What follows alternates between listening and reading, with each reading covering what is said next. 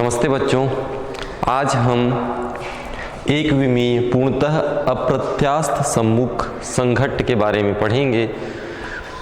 आपने पढ़ा है प्रत्यास्थ संघट्ट और अप्रत्यास्थ संघट्ट किसे कहते हैं। तो यहाँ पे हम एक विमीय पूर्णतः अप्रत्यास्थ सम्मुख संघट्ट का अध्ययन करें तो हम दो वस्तु लेंगे। तो ये हमारी पहली वस्तु है ए, यह है दूसरी वस्तु बी। तो ए और बी दो वस्तुएं हैं। ए का द्रव्यमान माना कि m1 है,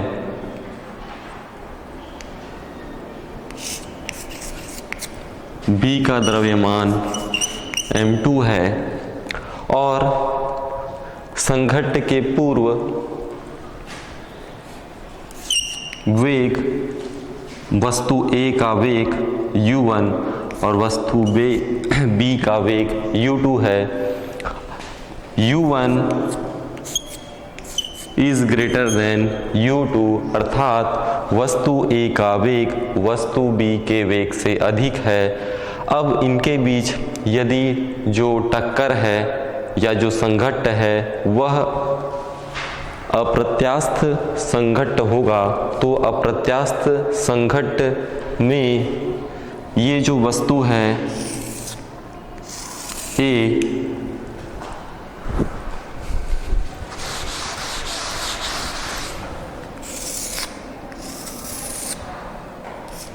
इस वस्तु के साथ जो वस्तु है बी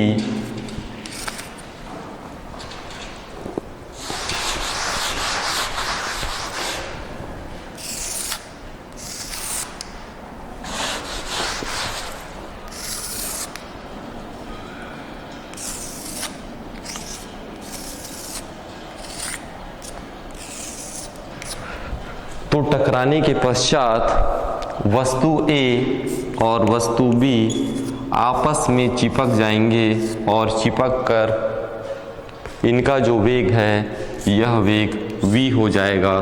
इस प्रकार से यहाँ पे जो घटना घटित हो रही है यह घटना है जिसे हम कहेंगे अप्रत्यास्थ सम्मुख संघट्ट।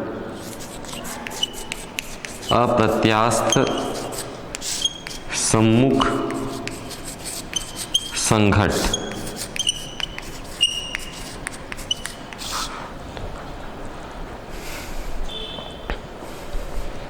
इस प्रकार से वस्तु A है और वस्तु B देख रहे हैं आपस में दोनों चिपक जाते हैं।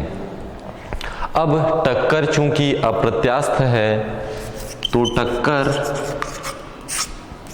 अप्रत्यास्थ होने के कारण आप जानते हैं कि यदि टक्कर अप्रत्यास्थ हो तो अप्रत्यास्थ संघट्ट में जो निकाय है उसका संवेग संरक्षित रहता है।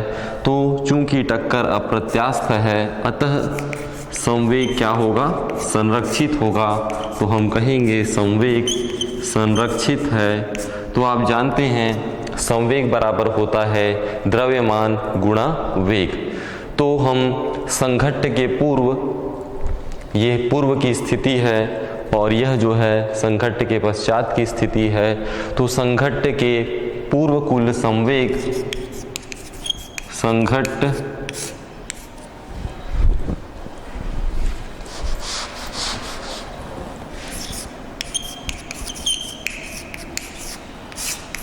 के पूर्व कुल संवेग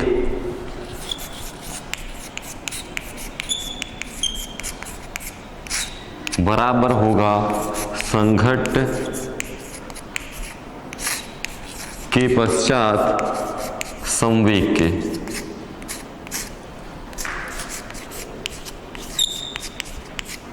तो इस प्रकार से हम कहेंगे कि संघट्ट के पूर्व जो कुल संवेग है वह संघट्ट के पश्चात कुल संवेग के बराबर होगा।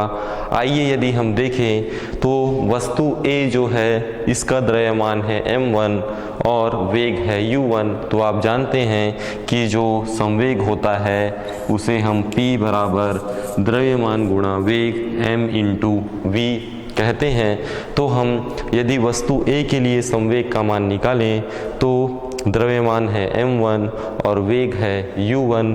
तो हम कहेंगे कि वस्तु A का जो संवेग है m1 u1 धन दूसरी जो वस्तु है इसका है द्रव्यमान m2 और वेग है u2।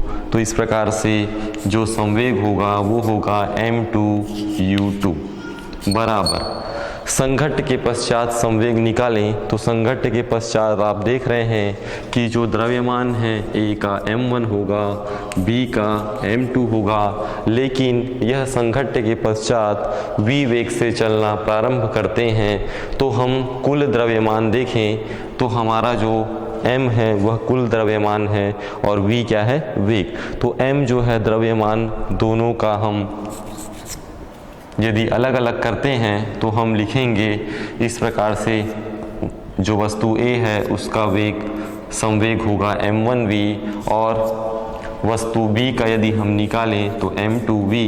आप देखें कि दोनों में क्या है, v उभयनिष्ठ है। तो हम उसे इस प्रकार से भी लिख सकते हैं m1 plus m2 into v।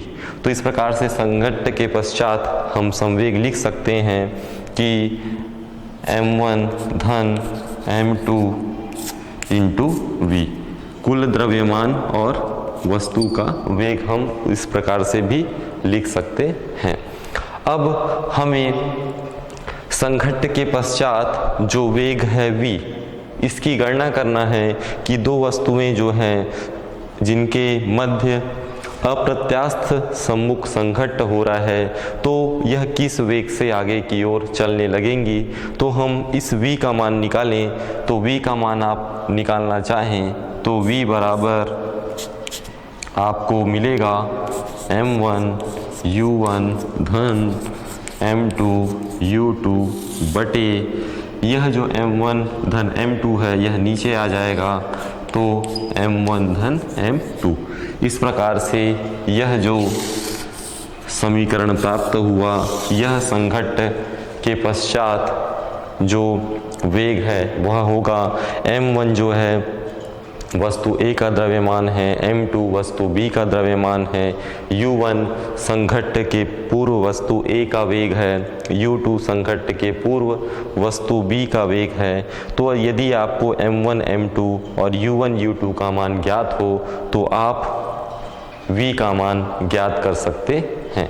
तो इसे हम दे देते हैं समीकरण 1। यह स्थिति है जो इसे हम नाम दे दिए समीकरण 1। अब जब अप्रत्यास्थ सम्मुख संघट्ट की घटना हो रही है तो इनमें कुछ विशेष परिस्थिति होगी, जिनमें से हम यदि कहें कि संघट्ट के पूर्व, ये संघट्ट के पूर्व की स्थिति है, तो संघट्ट के पूर्व यदि हम वस्तु B को स्थिर लें तो क्या होगा।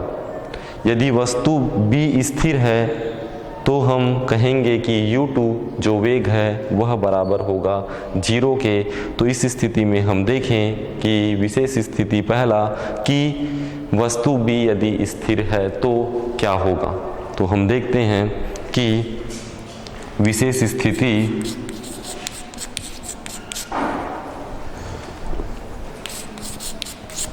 जिसमें हम पहली स्थिति देखें कि यदि वस्तु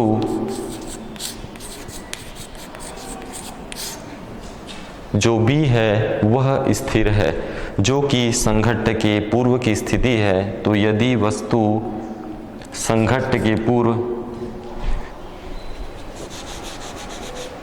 यदि वस्तु B संघट्ट के पूर्व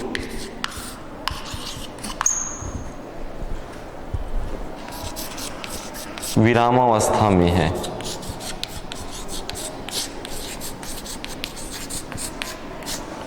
यदि वस्तु B संघट्ट के पूर्व विरामावस्था में है तो यह वस्तु जो है विरामावस्था में होने के कारण इनका जो वेग है u2 ये बराबर होगा 0। तो u2 बराबर 0 हमें मिलेगा। तो वस्तु B संघट्ट के पूर्व विरामावस्था में यदि होती है तो विरामावस्था में होने के कारण जो वस्तु का वेग है वह शून्य होगा। अब u2 बराबर 0 हम जो समीकरण 1 निकाले हैं इसमें यदि हम मान रखें तो समीकरण 1 से हम देखें कि u2 का मान यदि 0 रखते हैं तो आप देखेंगे कि m2 u2, तो इस राशि में हम u2 जो है इसका मान रखेंगे 0। तो 0 रखने पर यह राशि हो जाएगी 0 क्योंकि इनटू में है m2 इंटू u2। तो इस प्रकार से हमें जो राशि प्राप्त होगी वह होगा v बराबर हम लिखेंगे m1 u1 बटे m1 प्लस m2, क्योंकि ये राशि जो है वह मान रखने पर 0 हो गई। तो इस प्रकार से जो वेग है आपको प्राप्त होगा v बराबर m1 u1 upon m1 plus m2। यह कब प्राप्त होगी? जब वस्तु B विरामावस्था में है तब। तो यदि वस्तु विरामावस्था में है तो हम यहाँ पे देखें कि जो वस्तु A का द्रव्यमान है m1 और वस्तु B का जो द्रव्यमान है m2, हम देखें तो m1 जो कि संघट्ट के पूर्व की स्थिति है, जब ये आपस में इनके मध्य एक विमी पूर्णतः अप्रत्यास्थ सम्मुख संघट्ट होता है तो संघट्ट होने पर आप देख रहे हैं कि हमने जो समीकरण निकाला है कि संघट्ट के पूर्व जो संवेग है वो संघट्ट के पश्चात संवेग के बराबर है। तो आप देखेंगे कि यहाँ पे जो m1 धन m2 है, संघट्ट के पश्चात जो द्रव्यमान है वो आपस में जुड़ रहे हैं। तो हम संघट्ट के पूर्व यदि हम देखें तो m1 A वस्तु A का द्रव्यमान है, यह लेस देन होगा संघट्ट के पश्चात जो द्रव्यमान है अर्थात m1 धन m2 से। तो वस्तु A का द्रव्यमान कम है संघट्ट के पश्चात दोनों द्रव्यमान के कुल योग से। तो हम कहेंगे कि यहाँ पे जो v है, जो संघट्ट के पश्चात का वेग है, वह भी कम होगा किसके वेग से? वस्तु A के वेग से। तो u1 v less than u1। क्यों? क्योंकि द्रव्यमान में वृद्धि हो रही है, द्रव्यमान में वृद्धि होगी तो वेग में कमी आएगी। तो द्रव्यमान में वृद्धि होने पर वेग में कमी आती है। तो इस प्रकार से जो वेग है v बराबर m1 u1 upon m1 plus m2। तो जो वेग है हमारा संघट्ट के पश्चात जो वेग है उस मान में हमें कमी प्राप्त होती है। तो हम कहेंगे कि v लेस देन u1 अर्थात जो संघट्ट के पश्चात का वेग है वो संघट्ट के पूर्व वस्तु A का जो वेग है u1 उससे कम प्राप्त होता है। तो हम कहेंगे कि संघट्ट के पश्चात संयुक्त वस्तुओं का वेग संघट्ट के पूर्व गतिशील वस्तु के वेग के बराबर होता है। तो हमारी जो B वस्तु है वह विरामावस्था में है, A वस्तु है वह गतिशील अवस्था में होगी, तो इनका जो वेग है वह कम प्राप्त होता है। अब हम आगे बढ़ें कि संघट्ट के पूर्व गतिज ऊर्जा हम निकालें। तो संघट्ट के पूर्व गतिज ऊर्जा आप जानते हैं, गतिज ऊर्जा का सूत्र होता है काइनेटिक एनर्जी बराबर 1/2 mv²। तो हम गतिज ऊर्जा निकालें तो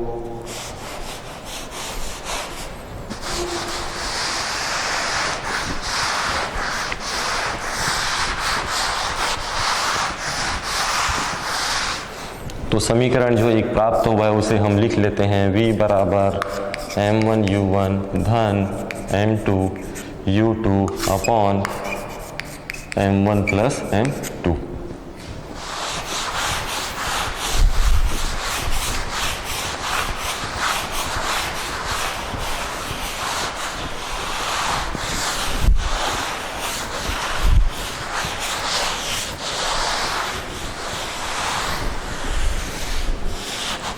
ये है हमारा समीकरण 1। तो अब हम संघट्ट के पूर्व गतिज ऊर्जा निकालते हैं। तो हम लिखेंगे संघट्ट के पूर्व गतिज ऊर्जा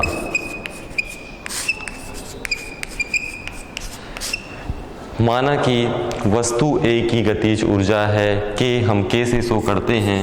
तो माना कि A की गतिज ऊर्जा यदि K1 हो तो K1 बराबर हम लिखेंगे 1/2 m लिखते हैं। m का मान है m1 और वेग है यहाँ पे u1, तो u1 का वर्ग ये हमें प्राप्त होगा। K2 बराबर यदि हम लें वस्तु B का, यदि हम गतिज ऊर्जा निकालें तो वो हमें प्राप्त होगा 1/2 m2 u2 का वर्ग। तो इस प्रकार से ये हमें अगला 2 समीकरण और प्राप्त हुआ। अब इन दोनों समीकरण K1 और K2 का मान हम समीकरण 2 निकाले थे। अभी समीकरण 2 में हमने लिया था कि V बराबर हमें मिला था U2 का मान 0 रखे थे, तो हमें मिला था m1 u1 बटे प्राप्त हुआ था m1 प्लस m2। इसे हम समीकरण यदि 2 नाम दें तो हमारा ये हो जाएगा समीकरण 3 और ये हो जाएगा समीकरण 4। तो हम V बराबर m1 u1 बटे m1 धन m2 में मान रखें तो देखिए कि हमने यहाँ पे संघट्ट के पूर्व गतिज ऊर्जा निकाला K1, तो इसे हम कुल गतिज ऊर्जा कर लेते हैं। संघट्ट के पूर्व गतिज ऊर्जा m1/2 m1 u1 वर्ग, और इसे हम कहते हैं, यहाँ पे आप इसे संघट्ट के पश्चात हम निकालेंगे तो इसे हम लिखते हैं संघट्ट के पूर्व गतिज ऊर्जा और संघट्ट के पश्चात गतिज ऊर्जा। तो संघट्ट के पश्चात गतिज ऊर्जा यदि K2 हो तो 1/2 आप द्रव्यमान देख रहे हैं दोनों का जुड़ जाता है m1 धन m2 और वेग हो जाता है v, तो हम लिखेंगे 1/2 m1 धन m2 v²। तो संघट्ट के पूर्व गतिज ऊर्जा हो गई और संघट्ट के पश्चात गतिज ऊर्जा हमने निकाला। अब समीकरण 2 हमने लिया है V बराबर m1 u1 बटे m1 धन m2। इस मान को हम इस V के स्थान पे रखें तो क्या प्राप्त होगा हम देखें तो K2 बराबर देखिए 1/2 है तो 1/2 m1 धन m2। अब V है, V का मान हमने निकाला है m1 u1 बटे m1 धन m2 और पूरे की घात में आप देख रहे हैं यहाँ पे 2 है तो आप यहाँ पे 2 लगा देंगे। अब इसे हम हल करें तो हल करने पर हमें K2 बराबर 1/2 m1 धन m2। अब यदि किसी राशि का वर्ग होता है, यदि हम ब्रैकेट हटाएं तो हटाने पर m1 का वर्ग u1 का वर्ग बटे m1 धन m2 पूरे की घात 2 हमें प्राप्त होगी। अब यहाँ पे राशि देखिए m1 धन m2 है, यहाँ भी m1 धन m2 है, घात में 2 है, उसका तात्पर्य यह है कि वह राशि 2 बार होगी तो एक राशि इस एक राशि से कट जाएगी। तो इस प्रकार से हमें प्राप्त होगा K2 बराबर देखें तो m1 का वर्ग u1 का वर्ग सामने में बचा है 1/2 तो हम लिखेंगे 1/2 m1 का वर्ग u1 का वर्ग बटे m1 धन m2, क्योंकि इसमें से एक कैंसिल हो गया तो बचा आपके पास m1 धन m2। तो इस प्रकार से गतिज ऊर्जा K2 का मान ये प्राप्त हुआ। इसे आप दे दीजिए समीकरण 4।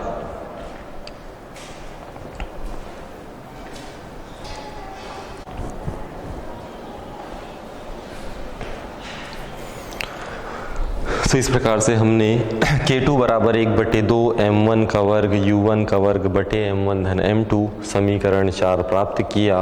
अब समीकरण जो 3 है और यह जो समीकरण 4 है इसे हम आपस में भाग दें तो क्या प्राप्त होगा हम देखें।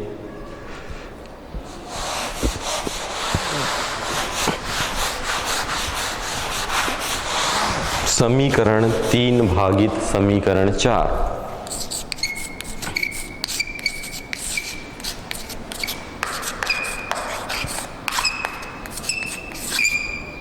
भाग देते हैं तो समीकरण 3 देखिए K1 है और समीकरण जो 4 है वह K2 बराबर है। तो हम देखें तो K1 बटे हो जाएगा K2 बराबर, इस ओर देखें तो हमारे पास है 1/2 m1 u1 का वर्ग बटे, यहाँ पे देखें तो 1/2 m1 का वर्ग u1 का वर्ग बटे m1 धन m2। इस प्रकार से जब हम देखें तो 1/2 आपस में कैंसिल हो जाएंगे और K1 बटे K2 बराबर, यहाँ पे आप देखें तो m1 u1 का वर्ग है। अब यह राशि जब ऊपर जाएगी तो गुणा में हो जाएगा m1 धन m2 बटे में हो जाएगा m1 का वर्ग और u1 का वर्ग। अब देखिए कि m1 यहाँ पे एक बार आया है, यहाँ पे 2 बार आया है, तो यह m1 इसके साथ कट जाएगा और u1 का वर्ग u1 के वर्ग के साथ पूरा का पूरा कैंसिल हो जाएगा। तो K1 बटे K2 इनका जो अनुपात है वह देखें तो हमें मिलेगा m1 धन m2 अनुपात में आप देख रहे हैं कि यहाँ पे बटे में बचेगा m1। तो इस प्रकार से हमें K1 K2 का अनुपात मिलेगा K1 बटे K2 बराबर m1 धन m2 बटे m2।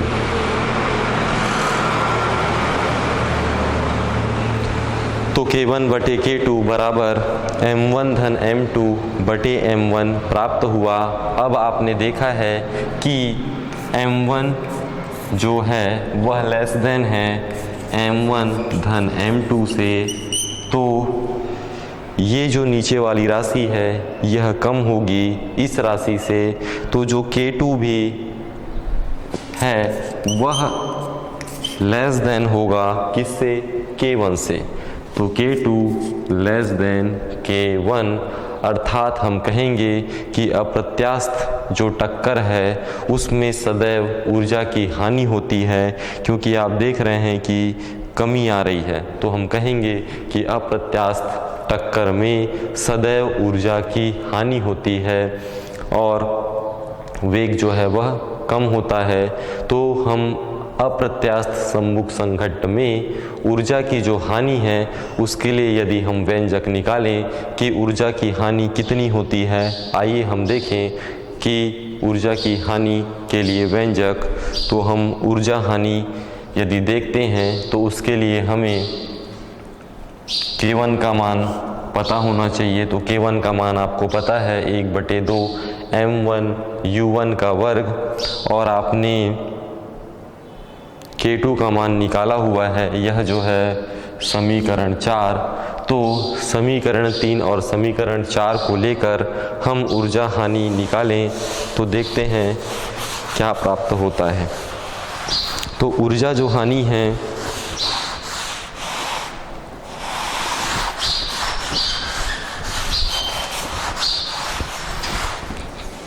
ऊर्जा हानि।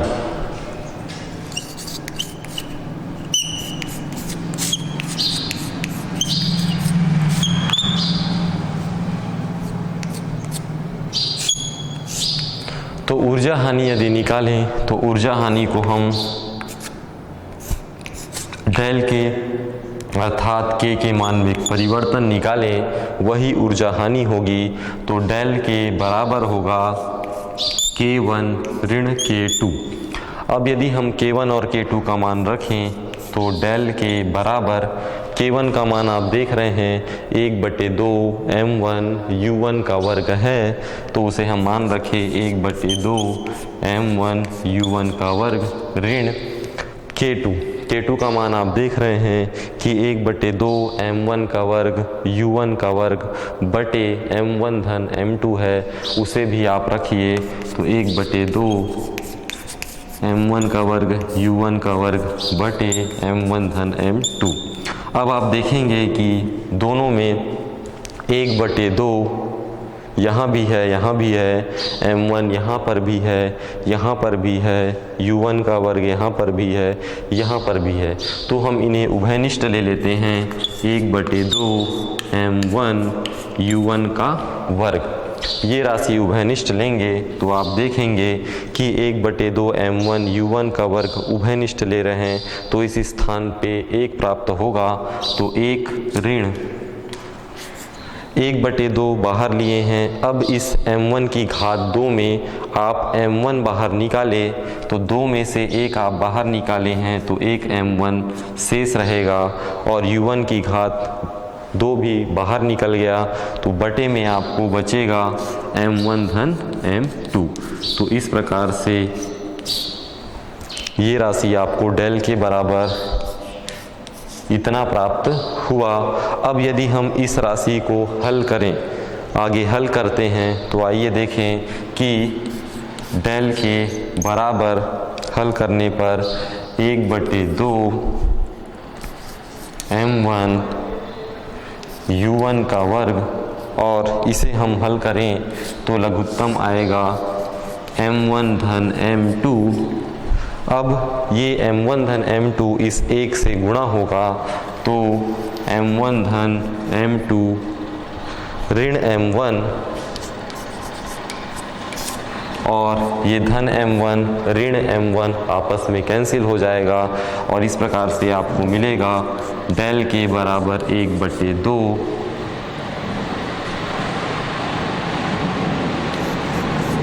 m1 u1 का वर्ग।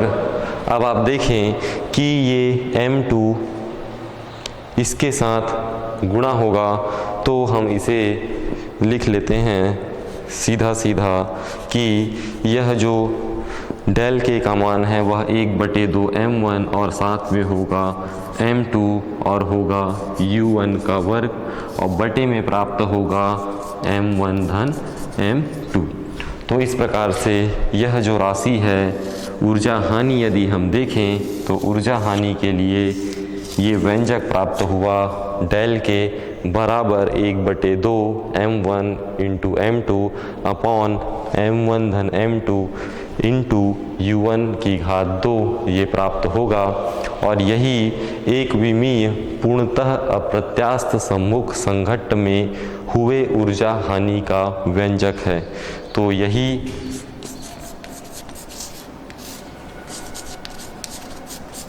ऊर्जा हानि का व्यंजक है, एक विमीय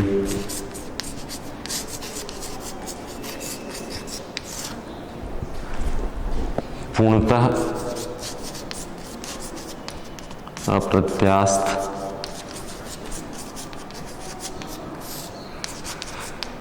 सम्मुख संघट्ट के लिए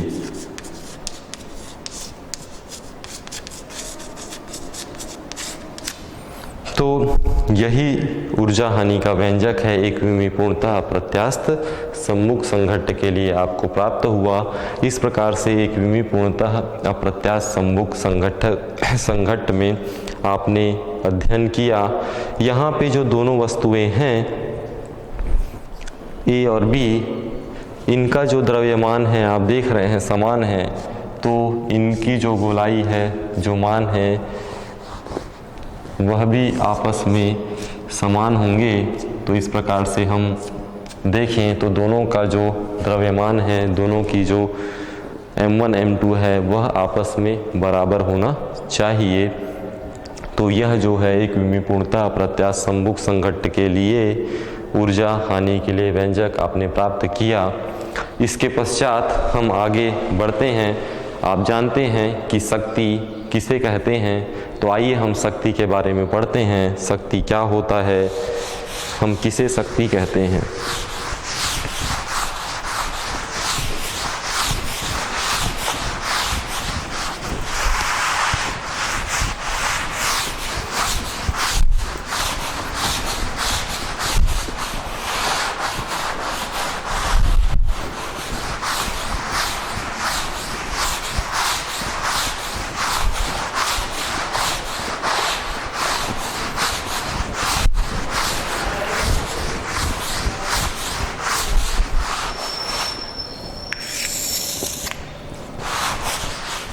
तो शक्ति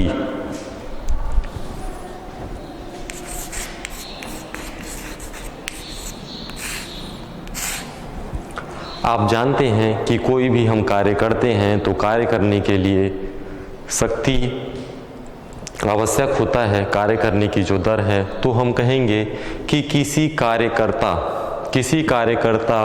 के कार्य करने की दर को उसकी शक्ति कहते हैं। तो कोई कार्य करता है, जो कार्य करता है, तो किसी कार्यकर्ता के कार्य करने की दर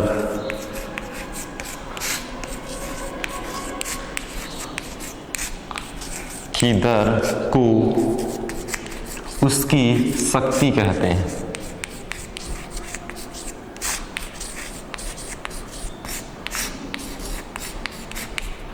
तो कोई कार्य करता है और वह कार्य करता है, तो किसी कार्यकर्ता के कार्य करने की दर को उसकी शक्ति कहते हैं। और शक्ति बराबर यदि हम देखें तो शक्ति बराबर होगा कार्य बटे समय के। तो कार्य करता है समय के अनुसार, तो शक्ति बराबर होगा कार्य बटे समय। शक्ति अर्थात पावर को हम P से दर्शाते हैं, तो हम शक्ति पावर P बराबर कार्य को हम वर्क कहते हैं, वर्क W से दर्शाते हैं, W, और समय हम टाइम से मतलब T। तो हम देखें कि सूत्र रूप में P बराबर W/T हमें प्राप्त होगा। शक्ति बराबर कार्य बटे समय। शक्ति जो कि एक अदिश राशि होती है, शक्ति कैसी राशि है, एक अदिश राशि है। शक्ति एक अदिश राशि होता है। और यदि हम कोई वस्तु लें और उस वस्तु पर हम F बल लगाते हैं, तो F बल लगाने पर T समय में वस्तु का जो विस्थापन है यदि D हो, वस्तु का विस्थापन यदि D हो, तो हम कहेंगे कि जो कार्य होगा, कार्य बराबर आप जानते हैं बल गुणा बल की दिशा में विस्थापन, F इंटू विस्थापन है D, तो किया गया कार्य W बराबर आप कहेंगे F इंटू D होगा। अब हम देखें कि P बराबर होता है W/T के, तो P बराबर W/T।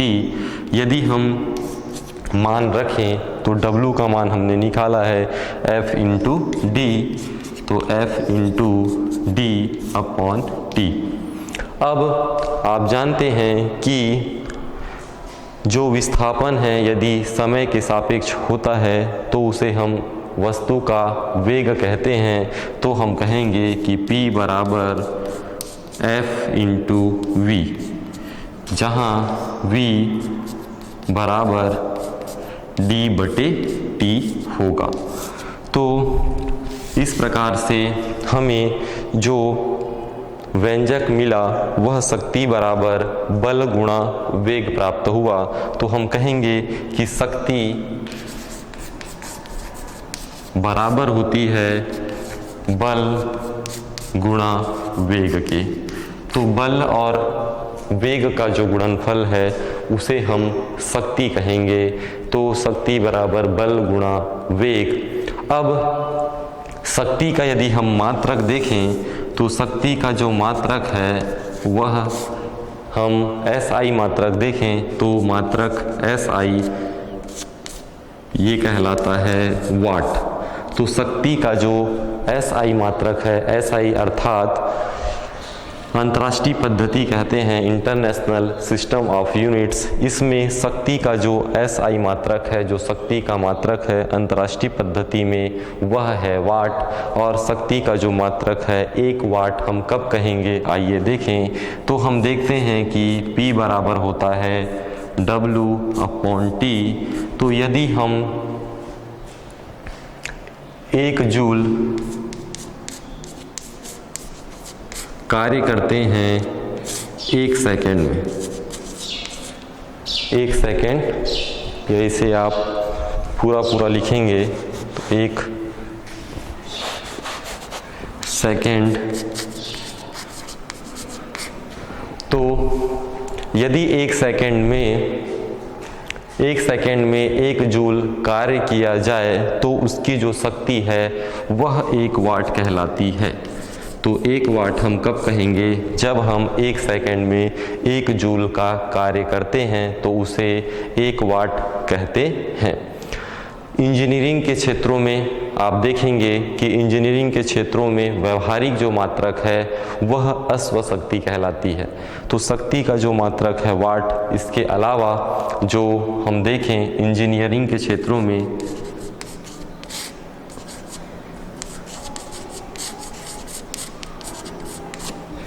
इंजीनियरिंग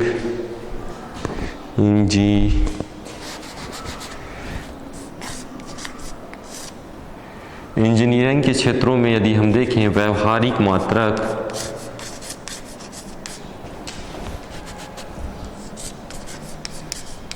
ये मात्रक होता है अश्व शक्ति। शक्ति का मात्रक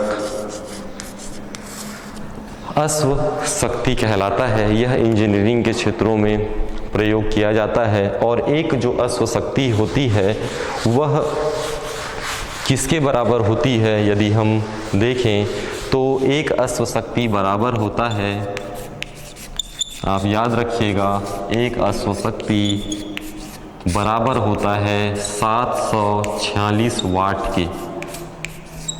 तो इंजीनियरिंग के क्षेत्रों में व्यवहारिक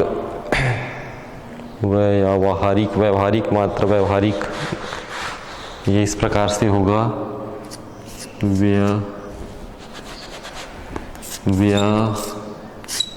व्यवहारिक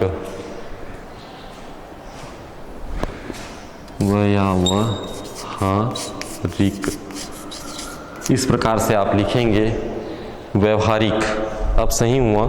इंजीनियरिंग के क्षेत्रों में व्यवहारिक मात्रक अश्व शक्ति होता है और एक अश्व शक्ति बराबर होता है 746 वाट के। और 746 जो वाट है उसे हम कहते हैं 746 जूल प्रति सेकेंड। 746 जूल प्रति सेकेंड यदि हम बदलें वाट को जूल में तो इस प्रकार से हम एक अश्व शक्ति बराबर 746 वाट कहें या 746 जूल प्रति सेकेंड भी हम कह सकते हैं। अब यदि हम शक्ति का विमीय सूत्र निकालें तो विमीय सूत्र हम निकालते हैं तो हम जानते हैं कि शक्ति पावर कार्य W/T, P बराबर W/T के बराबर होता है। तो कार्य का हम मात्रक जानते हैं, यह होता है mL² T - 2 आपने निकाल चुका है। कार्य का जो मात्रक होता है ml² t-2 होता है। और समय है टाइम, तो टाइम से आप जानते हैं कि आप उसे t से दर्शाएंगे।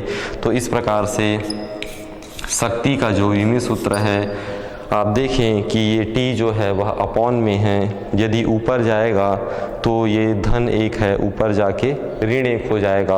और जब आधार बराबर हों तो घात आपस में क्या होते हैं, जुड़ जाते हैं।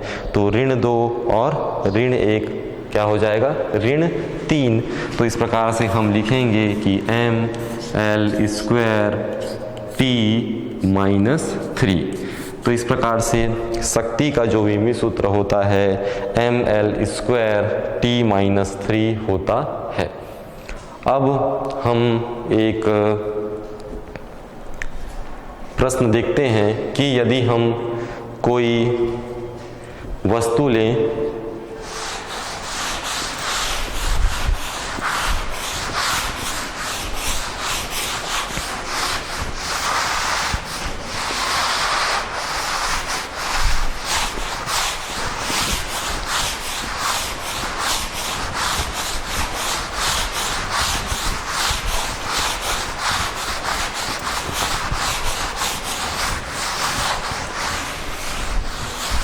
तो शक्ति पर आधारित हम एक प्रश्न लेते हैं कि एक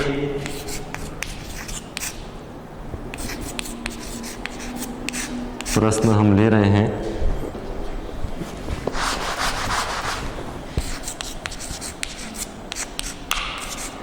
एक 60 किलोग्राम द्रव्यमान के पिंड 60 किलोग्राम द्रव्यमान का एक पिंड है जिसको 20 न्यूटन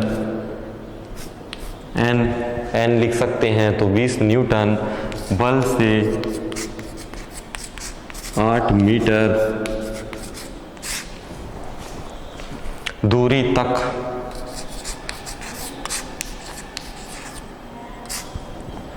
दस सेकेंड में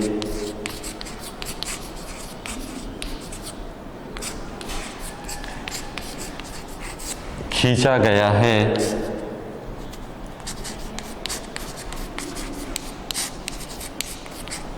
तो कार्य एवं शक्ति की गणना कीजिए।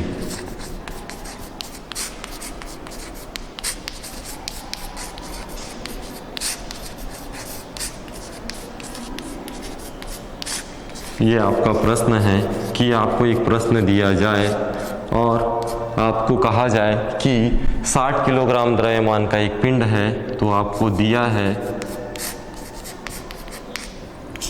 यदि आप हल करें प्रश्न को तो आपको क्या क्या दिया है। तो आप प्रश्न में देखें कि दिया है कि एक 60 किलोग्राम द्रव्यमान, तो द्रव्यमान को हम m से प्रदर्शित करते हैं। m बराबर आपको दिया है 60 किलोग्राम। और पिंड को 20 न्यूटन बल, तो बल आप जानते हैं, बल को आप F से प्रदर्शित करते हैं। तो बल बराबर है 20 न्यूटन, तो हम F बराबर लिखेंगे 20 न्यूटन। और बल से लगाने पर 8 मीटर दूरी तक, तो 8 मीटर तक विस्थापन होता है। तो दूरी है तो हम D बराबर लिखेंगे 8 मीटर, यह भी हमें दिया है। और कितने सेकंड में खींचा गया है, तो 10 सेकंड में। तो T बराबर हमें दिया है 10 सेकंड, यह भी दिया है। तो जो जो मान दिया है उसे हम लिख लिए। ज्ञात करना है हमें कार्य अर्थात W का मान, वर्क का, और शक्ति अर्थात P का मान, यह हमें ज्ञात करना है। कार्य और शक्ति का मान ज्ञात करना है। तो आप जानते हैं कि कार्य बराबर होता है बल गुणा बल की दिशा में विस्थापन, तो हम उसे लिखेंगे F इंटू D। अब हम मान रखें तो F का मान हमें दिया गया है 20 न्यूटन, तो 20 गुणा D का मान दिया है 8 मीटर, तो 8, तो हम रखें F और D का मान, तो 20 अट्ठे 8 दूनी 16 160, और चूंकि न्यूटन मीटर, तो हम कार्य का मात्रक यदि न्यूटन मीटर हो तो हम लेते हैं जूल। तो इस प्रकार से किया गया हम कार्य कहेंगे W बराबर 160 जूल होगा। और हम दूसरा मान ज्ञात करना है शक्ति, तो शक्ति बराबर P बराबर होता है कार्य बटे समय, जिसे हम W/T लिखते हैं। तो हम देखिए कि जो वर्क है उसका मान निकाल चुके हैं 160 जूल। तो 160 बटे समय का मान यदि हम देखें तो 10 सेकेंड हमें दिया है, तो 160 बटे 10, 0 से 0 कैंसिल हो जाएगा। तो इस प्रकार से आप देखेंगे कि 16 आपको क्या मिलेगा, शक्ति का जो इकाई होता है वह होता है वाट। तो 16 वाट आपको प्राप्त होगा। तो इस प्रकार से शक्ति P बराबर W/T बराबर 160 बटे 10 बराबर 16 वाट आपको प्राप्त होगा। तो हम कहेंगे कि कार्य जो है वह 160 जूल प्राप्त हुआ, और शक्ति का जो मान है वह हमें 16 वाट प्राप्त हुआ। तो इस प्रकार से हम आंकिक उदाहरण, या आप अपने पुस्तकों में जो उदाहरण दिया है उसे आप बनाइएगा, देखिएगा। इस तरीके से, इस प्रकार से आपको कुछ उदाहरण पुस्तक में दिए गए हैं, उनको भी आप हल कीजिएगा। तो जो मान आपको दिया है उसे आप पहले लिखिए, उसके बाद उसमें क्या ज्ञात करना है उस आधार पे आप उस सवाल को हल कर सकते हैं। अगली कक्षा में हम शक्ति और ऊर्जा के अंतर को स्पष्ट करेंगे। शक्ति और ऊर्जा में हम अंतर देखेंगे, और द्रव्यमान ऊर्जा तुल्यता समीकरण होता है जिसे अल्बर्ट आइंस्टीन ने दिया था, इसके बारे में भी हम अध्ययन करेंगे। धन्यवाद।